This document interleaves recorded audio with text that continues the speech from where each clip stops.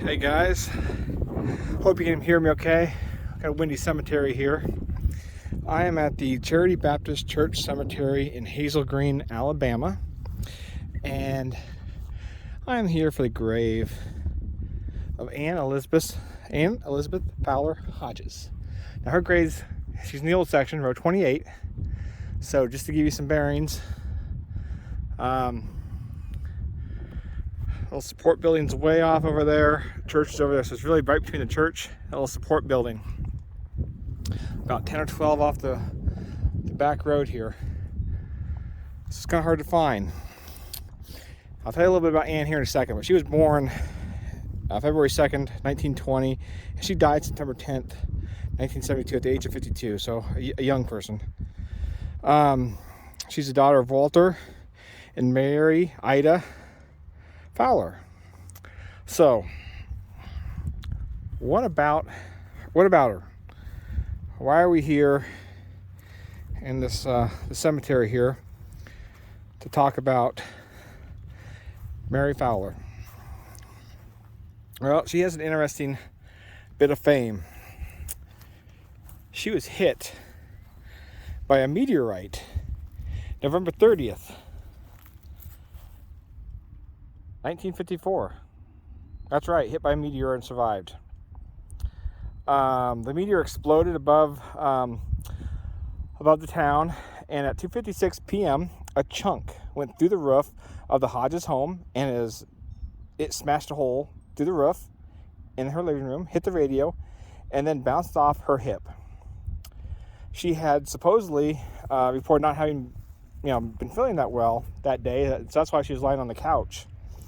But it ended up hitting her, and she received a grapefruit-sized bruise where the meteor struck her on the hip. And you can see here from the pictures, pretty decent-sized bruise, pretty deep. But she obviously survived, which is amazing. The meteor, when this hit the news or hit the town, everybody knew about it.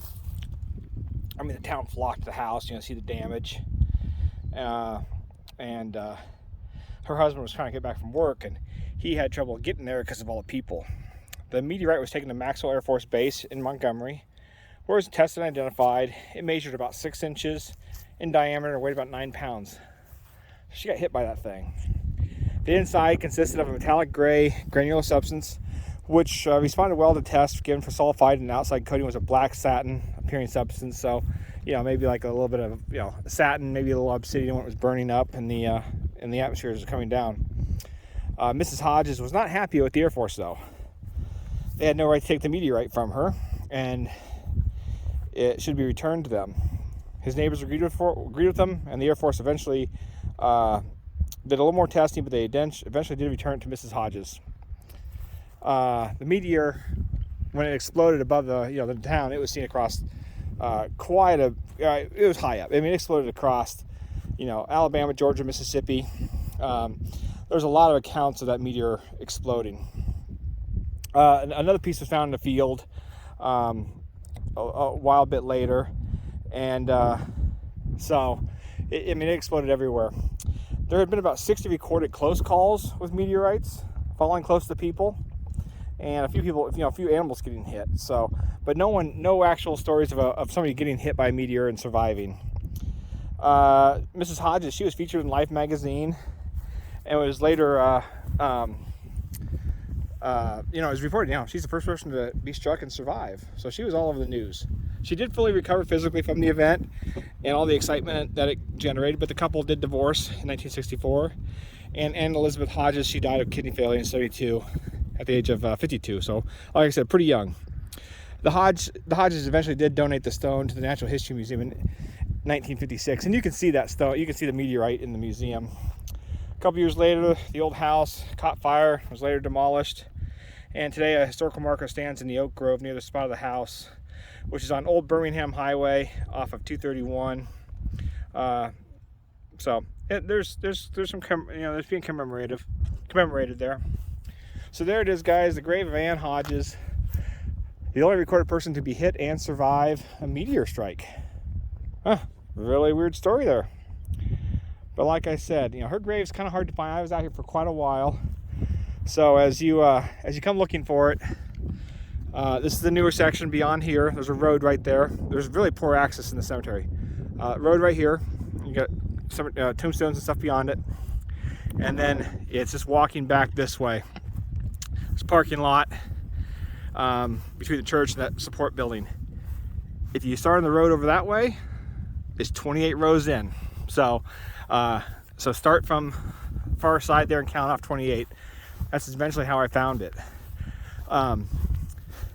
We'll just walk away a little bit here so we can find some more landmarks for you folks to use if you want to come out here and you know, find the grave yourself.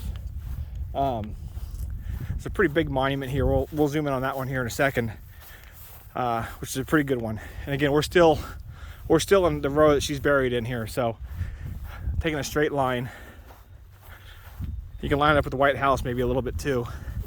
We've got really a massive monument here, right here. We'll identify it real quick. The Billions, Stratford.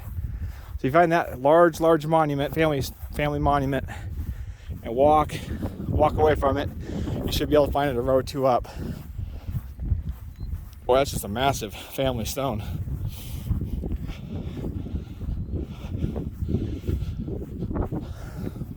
Wow, it's really big for a newer one. All right, guys, hope you enjoyed the video and the story of Mary Hodges and how she survived being struck by a meteor. Until next time. Hey guys, thanks for watching the video. Hope you enjoyed it. I post 4 or 5 times a month, usually just cemetery videos, the Goonies content, as well as just my travels, exploring, etc. So if you take a few seconds and just hit that little subscribe button, that would be great, so you don't miss anything coming up. And in the meantime, here's a few more fun videos I think you'll enjoy.